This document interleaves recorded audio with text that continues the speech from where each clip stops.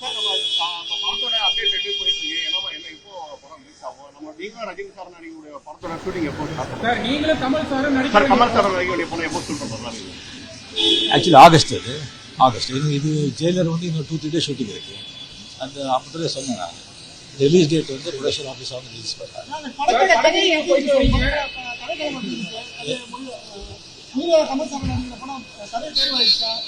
கதை தேர்வாயிடுச்சு. அது டேரக்டர் தான் சார் இத்தனை ஆண்டுகாலமாக அரசியல் இது சினிமாவில் வந்து பயணிச்சுட்டு வரீங்க. நிறைய நடிகர்கள் நிறைய அரசியல் தலைவர்களாக பார்த்துருக்கீங்க. தற்பொழுது நீ ஒரு சக நடிகரா ஜனநாயக படம் முடக்கப்பட்டதுக்கு உங்களோட கருத்து என்ன சார்?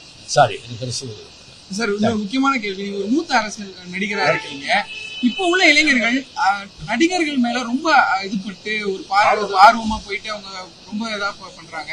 நிறைய பேர் கீழே விழுந்து அடிபட்டு உயிரிழக்கிறத கூட நம்ம பார்க்க முடியுது. ஒரு மூத்த நடிகரா இளைஞர்களுக்கு நடிகர்கள் மீது அதிக ஆர்வமா போற இளைஞர்களுக்கு என்ன சார் சொல்லுவீங்க? இளைஞர்கள் தான் ரொம்ப ஜாகிரதையா இருக்கணும்.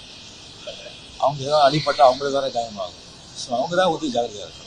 இழப்புக்கு பிறகு பெற்றோர்கள் ரொம்ப வருத்தப்படுறாங்க. ஆனா இந்த இளைஞர்கள் புரிஞ்சுக்க மாட்டாங்க. ஒரு மூத்த நடிகரா நம்ம தமிழ்நாட்டு இளைஞர்களுக்கு நீங்க கொடுக்கக்கூடிய ஒரு அறிவுரை சொன்னீங்கன்னா நல்லா இருக்கும் சார். முதல்ல வந்து படிக்கிற டயத்துல வந்து படிப்புல மட்டும்தான் அவங்களுடைய முழு கவனம் இருக்கும். அந்த இடத்தை அந்த டயத்தை விட்டாங்கன்னு சொன்னா அதுக்கப்புறம் வாழ்க்கையில வந்து அவங்க ரொம்ப கஷ்டப்படுறது. அதை மட்டும் அவங்க மைண்ட்ல வச்சுக்கிட்டு படிப்புல மட்டும் அவங்க வந்து தீவிர அவங்க சிந்தனை அவங்க எல்லாமே அதுக்கு தான் இருக்கும். முதல்ல வந்து உடம்பு ஆரோக்கியத்தை பார்த்துக்கணும். இந்த டயத்தில் முதல்ல சொல்கிறது வந்து இளைஞர்களுக்கு தயவு செஞ்சு இந்த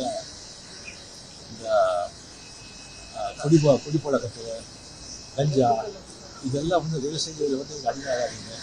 அது பண்ண அவங்க வாழ்க்கையே கெட்டு போயிடும். அது நீங்கள் மட்டும் இல்லை, உங்கள் சம்மந்தப்பட்ட தாய் தந்தை குடும்பம் எல்லாரையும் வாழ்க்கையை நீங்கள் மறக்க மாட்டீங்க. ஸோ அதில் மட்டும் நீங்கள் வந்து யாராவது அப்படி நண்பர் கிடச்சா அந்த நண்பர்கள்கிட்ட அவங்க கிட்ட வந்து கிட்டே கூட போகாதீங்க, தூரம் இருக்கு. தேங்க்யூ.